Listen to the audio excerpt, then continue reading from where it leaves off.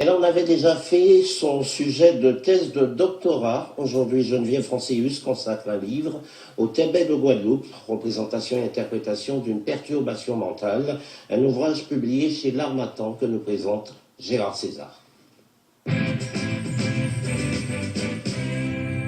Dans la culture populaire de nos Antilles, il arrive que certains personnages soient affublés d'un sobriquet ou d'un surnom souvent malencontreux.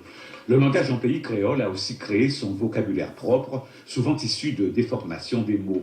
Le mot tébé, par exemple, répond à plusieurs traductions et interprétations que les circonstances de la vie ont contribué à reproduire. Geneviève Francéus nous en donne la définition version Guada. Un tébé version Guadeloupe, c'est quelqu'un qui est différent et qui réagit différemment de nous. Donc, cette personne se fait remarquer d'une façon ou d'une autre, que ce soit par son parler ou par son comportement.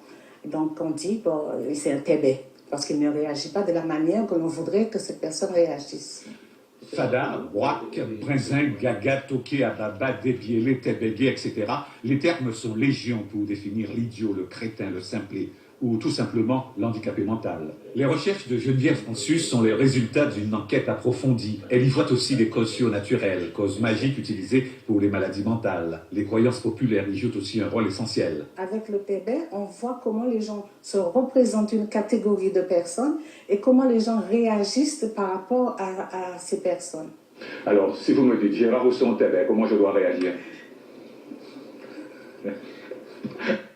Voilà, je reçois à présent Madame Geneviève Francéus. Bonsoir. Bonsoir. Merci d'avoir accepté notre invitation. Vous êtes docteur en anthropologie. C'est assez surprenant que vous ayez à la fois retenu cette thématique-là pour votre thèse de doctorat et que vous lui consacriez un livre, au demeurant très fouillé, aux éditions L'Harmattan. Pourquoi? Parce qu'au départ, je ne voulais pas effectivement travailler sur le tébé. J'ai travaillé parce que je suis enseignante spécialisée et je travaille depuis plus de 20 ans avec des enfants en difficulté, des enfants qu'on appelle tébé couramment. Et j'ai voulu aller voir plus loin dans notre société, pourquoi on appelait ces enfants tébé. Et j'ai fait, je suppose, l'erreur de traduire tébé par handicapé et intellectuel. Mais lorsque j'ai commencé à travailler, lorsque j'ai voulu trouver un sujet de thèse, je me suis rendu compte que traduire tébé par handicapé intellectuel, je trahissais le créole. Et de ce fait, je suis vraiment rentrée dans la culture guadeloupéenne pour travailler sur le tébé. Alors, quand on dit tébé, on pense forcément à l'idiot du village de François de Navarre. Or, vous titrez bien votre livre « Le tébé de Guadeloupe ». Donc, vous le singularisez au départ. Qu'est-ce à dire? En quoi est-il différent? Mais c'est bien ce que je vous disais, parce que quand j'ai traduit par le tébé de Guadeloupe par handicapé intellectuel, je pensais à l'idiot du village. Mais effectivement, je me suis rendu compte que le handicapé intellectuel ne répondait pas à toutes les nuances du tébé chez nous. Et lorsque j'ai commencé à chercher, je me suis rendu compte effectivement que ça n'était pas seulement les enfants qu'on appelait tébé, les adultes aussi étaient appelés tébé. Et du coup, j'ai pris mon habit d'anthropologue, j'ai vu les choses différemment et je suis allée dans la culture guadeloupéenne, au fond de la culture guadeloupéenne, ce qui m'a fait différencier la culture profane, que j'appelle notre culture à nous, et la culture savante, c'est-à-dire la culture française, la culture où je traduisais tébé par handicapé intellectuel. Est-ce que ce n'est pas malgré tout qu'une affaire de sémantique? Parce qu'il y a une foultitude d'expressions, Gérard César nous le rappelait à bon escient tout à l'heure, qui se rattachent au mot tébé, tébédjé, tébé, resté, stébé, quoi. On a l'impression qu'il y a des nuances, mais que quelque part, pour le commun des Guadeloupéens, cela renvoie malgré tout à l'arriéré mental d'abord. Non, au contraire, parce que c'est ce que moi je croyais.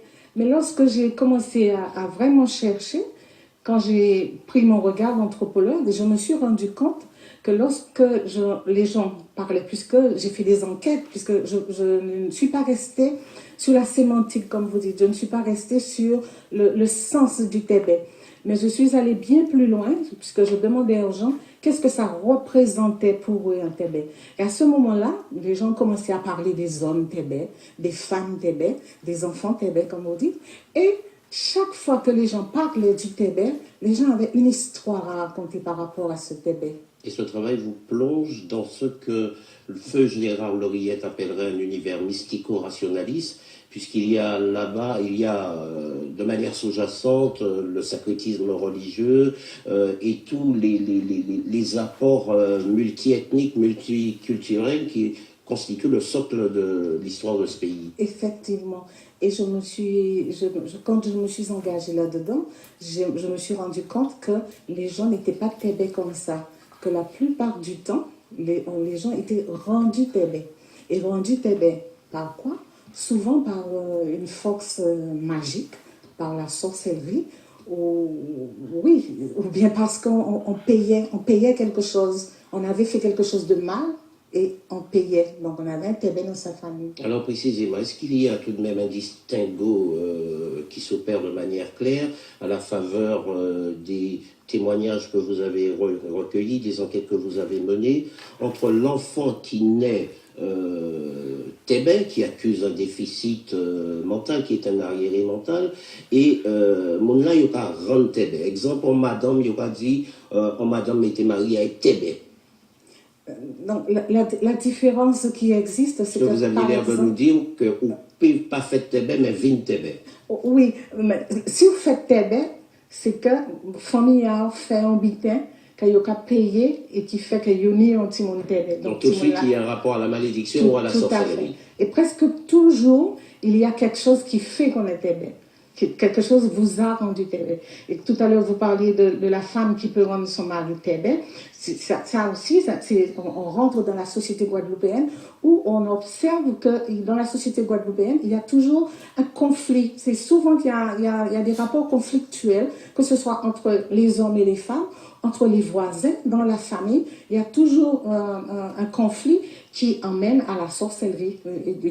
Malgré tout, et malgré ce que vous me dites, quelle que soit l'explication qu'on en donne, est-ce qu'il n'y a pas une différence radicale entre celui qui devient Tébé, comme vous semblez nous le dire, exemple, Bougla, Madame Baïbouando, comme on l'a dit, qui est dans une espèce de moulesse, et l'arriéré mental, celui qui n'est pas en mesure, qui n'a pas l'autonomie qu'on prête normalement à toute personne ici ou ailleurs d'ailleurs, et qui se retrouve à accuser un déficit intellectuel.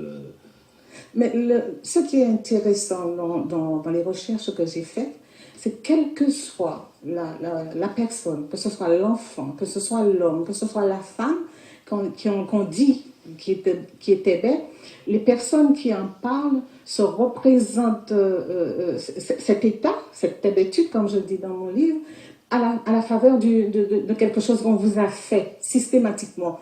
Même si, par exemple, quand les gens m'ont parlé d'autistes, de trisomie 21, mais ils justifient ça par le fait que si cet enfant est né comme ça, c'est le résultat de quelque chose. Un retour des choses, un retour de bâton, une justice immanente qui vous fait payer le prix de vos erreurs.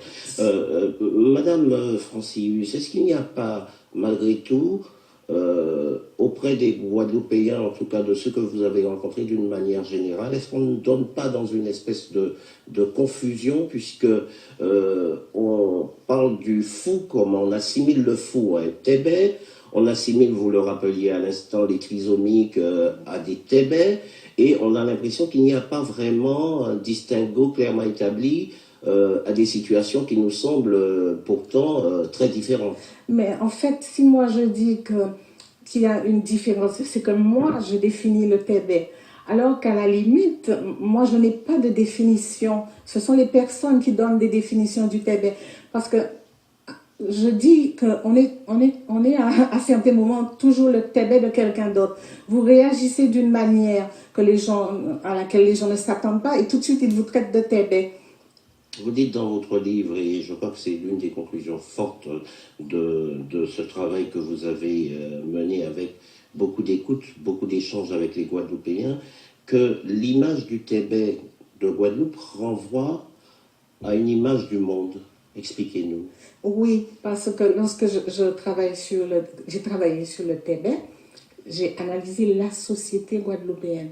Et j'ai trouvé que les gens en Guadeloupe, enfin du moins les gens que j'ai interrogés, et d'autres auteurs pensent la même chose.